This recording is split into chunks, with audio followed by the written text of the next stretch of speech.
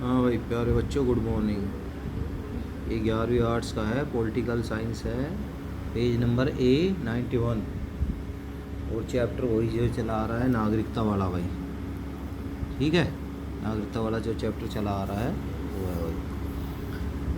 देखो भाई, अब ये तो करा दिया था कि भाई नागरिक की क्या सदर राज्य के क्या राज्य नागरिक की क्या विशेषताएं हैं, दोहरी नागरिकता नागरिकता किसे कहते हैं। अब देखो भाई, यहाँ से देखो, प्रजा शब्द का अर्थ का क्या अर्थ है, नागरिकों तथा प्रजा में अंतर स्पष्ट कीजिए। ठीक है भाई। अब इसमें देखो कि प्रजा, कि भाई प्रजा जिन राज्यों में राजतंत्रीय व्यवस्था होती है, राजतंत्रीय मतलब राजा रहता है जहाँ, वहाँ के नागरिकों को प्रजा कहा जाता है, भले ही उन्हें प्रजातांत्रिक राज्य की तरह अधिकार प्राप्त हो। जैसे इंग्लैंड में नागरिकों को प्रजा कहा जाता है। इंग्लैंड में क्या जाता है, नागरिकों को प्रजा, वहाँ राजा रानी दोनों है भाई। क्योंकि भारत और अमेरिका में नागरिक शब्द का प्रयोग है, वहाँ भारत में ना तो कोई राजा है, ठीक है भाई, और नहीं कोई रानी। ठीक, तो भारत में क्या है, भारत और अमेरिका का शब्द का प्रयोग किया नागरिक का। नागरिकों तथा प्रजा में अंतर, हाँ, साधारण शब्दों में राज्य में रहने और उसकी सत्ता को स्वीकार करने वाले सभी नागरिक इसकी प्रजा होते हैं। आजकल प्रजा शब्द को घृणा की दृष्टि से देखा जाता है, क्योंकि यह भूतकाल का अवशेष है। क्या है, तो यह भूतकाल का अवशेष है और इसका संबंध प्राय स्वेच्छारी राजतंत्र तथा सामंतवाद से जोड़ा जाता है। स्वेच्छारी राजतंत्र या सामंतवाद से जोड़ा जाता है,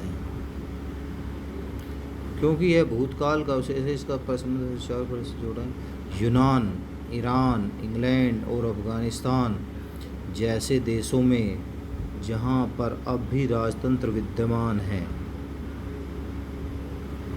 नागरिकों को प्रजा कहा जाता है। यही कारण है कि अंग्रेजी कानून में नागरिक शब्द का प्रयोग नहीं होता। क्या होता, नागरिक शब्द का प्रयोग नहीं होता, किंतु फ्रांस और अमेरिका जैसे गणतंत्री देशों, हाँ गणतंत्री, जहाँ रिपब्लिकेशन कंट्रीज़ में नागरिक शब्द का प्रजा की अपेक्षा अधिक पसंद किया जाता है। इसी कारण से अमेरिकी कानून में प्रजा शब्द का बिल्कुल ही प्रयोग नहीं किया जाता। ठीक है भाई। अब भारतीय नागरिकता प्राप्त अधिनियम 1955 जो एक्ट है, इंडियन सिटीजनशिप एक्विजिशन एक्ट 1955 पर एक संक्षिप्त नोट लिखे। तो इसमें देखो, विदेशियों को भारतीय नागरिकता की प्राप्ति के संबंध में भारतीय संसद द्वारा सन 1955 में भारतीय नागरिकता प्राप्त अधिनियम पारित किया गया। इस अधिनियम की मुख्य विशेषताएं निम्नलिखित थी। नंबर 1, भारत की नागरिकता प्राप्त करने का इच्छुक व्यक्ति किसी ऐसे देश का नागरिक नहीं होना चाहिए जो भारत के लोगों को नागरिकता प्रदान नहीं करता। ये कह रहा है कि भारत की नागरिकता प्राप्त करने का इच्छुक व्यक्ति, भारत की नागरिकता प्राप्त करने का इच्छुक व्यक्ति किसी ऐसे देश का नागरिक नहीं होना चाहिए जो भारत के लोगों को नागरिकता प्रदान नहीं करता। ऐसे देश का भी नहीं होना चाहिए। दूसरा, वह चरित्र संपन्न व्यक्ति हो। तीसरा, संविधान की 8वीं अनुसूची में वर्णित भाषाओं में से किसी एक भाषा को जानने वाला हो, किसी एक भाषा को जानने वाला हो। चौथा है, नागरिकता प्राप्त करने का इच्छुक व्यक्ति आवेदन की तिथि से कम 1 वर्ष पहले से भारत में रह रहा हो।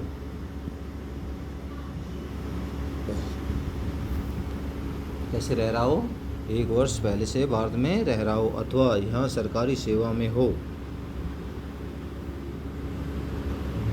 पाँचवा, उपरोक्त 1 वर्ष पहले के 7 वर्षों में कुल मिलाकर वह 4 वर्ष भारत में रहा हो या 4 वर्ष तक यहाँ सरकारी सेवा में रहा हो। छठा, यदि किसी विदेशी ने दर्शन, विज्ञान, कला, साहित्य, विश्व शांति अथवा मानव विकास के क्षेत्र में कोई विशेष योग्यता प्राप्त कर ली हो तो उसे उपरोक्त शर्तों को पूरा किए बिना ही भारत का नागरिक बनाया जा सकता है। भारत का नागरिक बनाया जा। यदि कोई विदेशी भारतीय नागरिकता प्राप्त करना चाहता है तो उसे उपरोक्त अधिनियम में दी गई शर्तों को पूरा करना होगा तथा भारतीय संविधान के प्रति निष्ठा व्यक्त करनी होगी।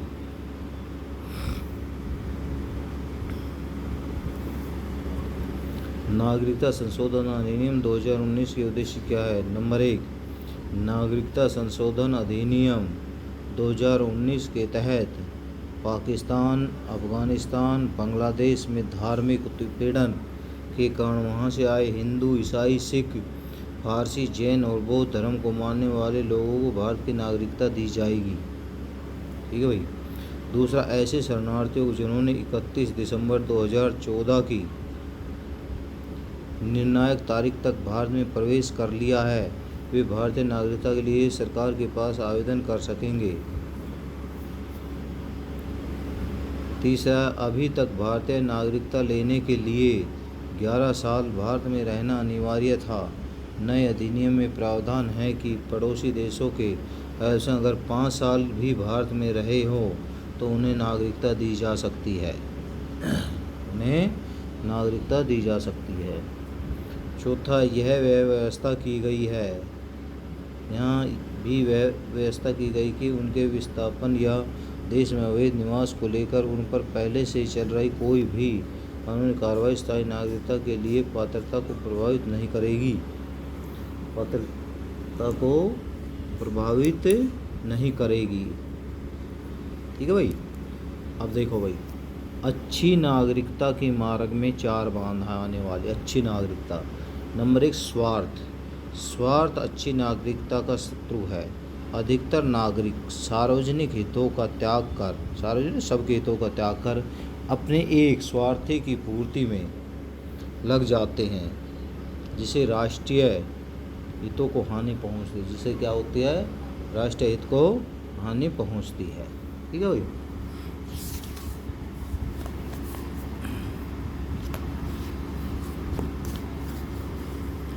अब दूसरा है अनपढ़ता, निरक्षरता। निरक्षर अनपढ़ को गई मनुष्य को पशु के समान बना देती है।